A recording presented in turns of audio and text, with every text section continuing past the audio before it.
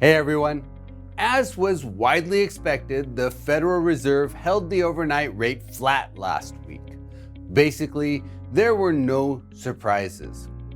Over the last couple of months, inflation hasn't been falling as fast as many had hoped, and the Federal Reserve is being cautious, as they should be. But a couple of interesting things did come from the Fed meeting. First, the dot plot they released suggests most of the board members believe rates should be cut 2 or 3 times this year. One Fed member thinks the federal funds rate at the end of this year should be 100 basis points lower. 9 members think the rate should be down by 75 basis points. 5 think a 50 basis point reduction will be needed. 2 think the rate should only go down by 25 basis points, and 2 think the overnight rate should stay where it is.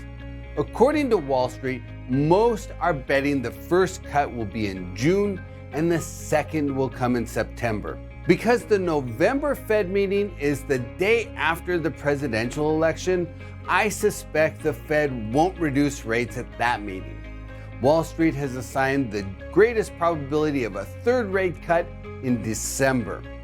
Personally, I consider a December rate reduction a bit of a toss-up depending on what happens with the election. I don't mean who wins the election. What I mean is whether the election process goes smoothly and whether there are any significant disruptions after the election. If everything goes smoothly and inflation continues to come down, then we'd get a rate cut in December.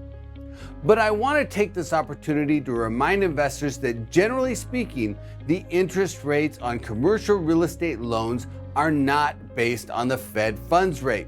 Most commercial real estate loans are based on either the 10-year Treasury or the SOFR for variable rate loans. And neither of those rates are specifically driven by the federal funds rate. While the 10-year generally trends with the overnight rate, over the longer term, it can be influenced by a wide range of forces. One factor is the issuance of 10-year treasuries by the Treasury Department.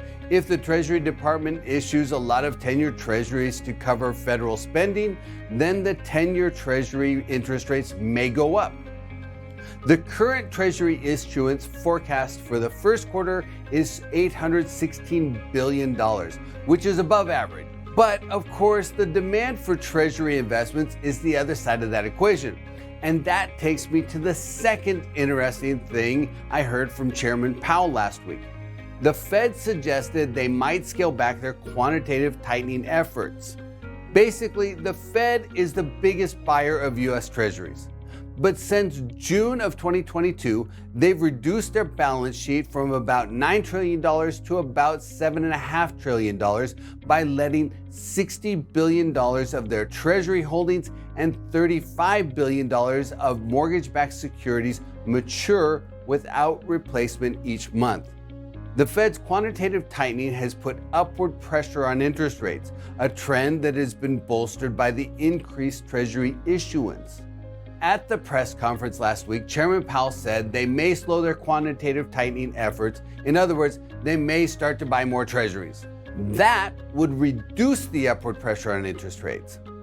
Chairman Powell didn't provide any details on how much they'll slow their quantitative tightening or when, but he put it out there so the market could start to digest the upcoming change of pace. Other things that can influence the 10-year Treasury rate include investors' confidence in the economy, the stock market, global stability, and so on. When there's a significant flight to safety, money can quickly move out of the stock market and into bonds, putting downward pressure on interest rates. Conversely, when people are bullish on the stock market outlook, they may sell treasuries to buy more stock, and that could put upward pressure on the 10-year Treasury rate. Anyway, here's my point. The Fed dot plot suggests the overnight rate will be reduced by about 75 basis points this year, give or take 25 basis points. But that doesn't mean the 10-year Treasury will move in lockstep. And as a result, the interest rate investors pay to borrow money for real estate will not necessarily go down in lockstep with the Fed rate reductions. As the Fed makes their cuts, the interest rate on commercial real estate debt, based on historical trends, should move lower. All that said, the alignment of forces supporting the commercial real estate investment climate are looking increasingly positive. The economy remains sound, interest rates should continue to trend lower, and commercial real estate fundamentals, aside from urban office, are generally in pretty good shape. And commercial real estate prices have, on average, come down a bit. These are all positive trends that should support commercial real estate activity, especially for investors who have their eyes on the horizon.